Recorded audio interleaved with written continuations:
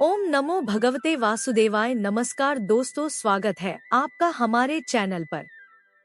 करवा चौथ के दिन भगवान गणेश, भगवान शिव, माता पार्वती और कार्तिकेय जी के साथ चौथ माता की पूजा की जाती है। पौराणिक मान्यताओं के अनुसार माँ पार्वती जी को अखंड सौभाग्यवती का वरदान प्राप्त है, इसलिए महिलाएं भी अखंड सौभाग्य का आशीर्वाद मांगने के लिए करवा चौथ का कठिन व्रत रखती है। चंद्रमा को देखकर व्रत खोलने के पीछे का मुख्य कारण यह है कि चंद्रमा पुरुष रूपी ब्रह्मा जी का स्वरूप है। मान्यता है कि उनकी पूजा और उपासना से सभी पाप ताप नष्ट हो जाते हैं।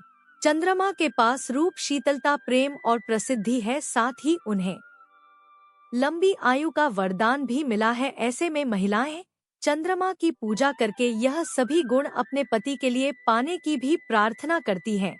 पौराणिक कथा के अनुसार चंद्रमा को भगवान गणेश ने कलंकित होने का श्राप दिया था और यह भी कहा था कि जो भी चंद्रमा को नग्न आंखों से देखेगा उसे भी अपमान का दंश झेलना पड़ेगा। इसी वजह से करवा चौथ के दिन चंद्रमा को सीध देखने के बजाय छलनी की आड़ से देखा जाता है। वहीं छलनी पर दिया भी रखते हैं, ऐसा इसलिए क्योंकि दिया कलंक को काटने का काम करता है। दिए के लौ को सबसे अधिक पवित्र माना जाता है और दिए के प्रभाव से नकारात्मक ऊर्जा भी दूर हो जाती है। करवा चौथ के दिन चंद्रमा के दर्शन करके चंद्रमा को अर्घ देकर ही व्रत खोला जाता है। ऐसे में सबसे बड़ी समस्या तब होती है जब बादल होने के कारण या बहुत ज्यादा धुंध होने के कारण आसमान में चंद्रमा ना दिखाई दे। अगर खराब मौसम के कारण आपको चंद्रमा नजर न आए तो जिस दिशा में चंद्रोदय होता है उस तरफ चंद्रदेव का ध्यान करके चंद्रदेव की पूजा अर्चना करें, उन्हें जल अर्पित करें। इसके बाद आप अपने व्रत का पारण कर सकती हैं और इसके अलावा आप चाहे तो अपने मित्रों, रिश्तेदारों और परिवार के सदस्यों को वीडियो कॉल करके जहां उनकी क्षेत्र में चंद्र दर्शन हो रहा हो वहां पर चंद्र दर्शन करके भी पूजा कर सकती हैं। और अगर करवा चौथ के दिन चंद्रमा नजर न आए तो आप भोलेनाथ के मस्तक पर विराजमान चंद्रमा की पूजा कर सकती हैं और इसके बाद व्रत का पारण कर सकती हैं।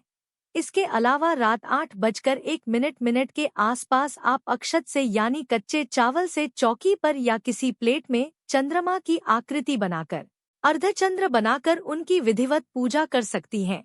इसके लिए चांद निकलने की दिशा में एक छोटी चौकी पर लाल वस्त्र बिछाएं। अब इस पर चंद्रमा की आकृति बनाएं जो कि आपको अक्षत से बनानी है। चंद्र देवता का आह्वान करें, ओम स चंद्रमसे नमः, ओम चतुर्थ चंद्राय नमः। इस मंत्र का जाप करें और विधिवत पूजा करने के बाद आप अपने व्रत का पारण चंद्रमा को अर्घ देने के साथ ही कर सकती हैं। ऐसी स्थिति में आप छत पर, बालकनी में, जहां कहीं भी आप जाएं, खुले आसमान के नीचे वहां पर पूजा करने के साथ ही जिस दिशा में चंद्रोदय हो उस दिशा में मुंह करके आप नीचे कोई भी गमला या कोई खाली बर्तन रख ले ताकि जल के अर्घ के छींटे आपके पैरों पर ना पड़े और फिर चंद्र देवता के मंत्र का ओम स चंद्रमसे नमः या ओम सोम सोमाय नमः इस मंत्र का जाप करते हुए चंद्र देवता को अर्घ देकर और फिर पति के दर्शन करके आप अपने व्रत का पारण कर सकती हैं।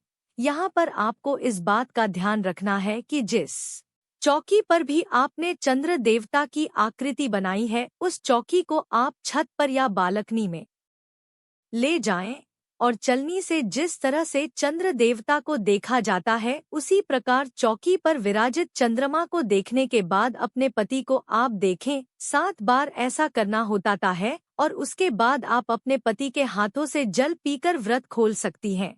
इस बार करवा चौथ पर भद्रा का साया भी बना हुआ है, लेकिन यह भद्रा दिन में केवल 21 मिनट के लिए लग रही है, जिसका वास स्थान स्वर्ग लोक में होगा। और ज्योतिष गणना के अनुसार करवा चौथ पर भद्रा का साया सुबह 6:02 से लेकर सुबह 6:04 तक रहेगा और मान्यताओं के अनुसार भद्राकाल के समय में पूजा पाठ या कोई भी शुभ काम नहीं करना चाहिए। हर साल कार्तिक मास के कृष्ण पक्ष की चतुर्थी तिथि को करवा चौथ का व्रत रखा जाता है और इस बार चतुर्थी तिथि प्रारंभ होगी 20 अक्टूबर रविवार को सुबह 6:04 से और समाप्त होगी 21 अक्टूबर सोमवार को सुबह 4:01 पर। इसलिए इस बार उदय तिथि के अनुसार 20 अक्टूबर रविवार को ही करवा चौथ का व्रत रहेगा। इसी दिन कार्तिक मास की संकष्टी चतुर्थी भी रहेगी और करवा चौथ के व्रत को कर्क चतुर्थी भी कहा जाता है। इस दिन भगवान गणेश, माता पार्वती सहित पूरे शिव परिवार की और करवा माता की पूजा की जाती है। करवा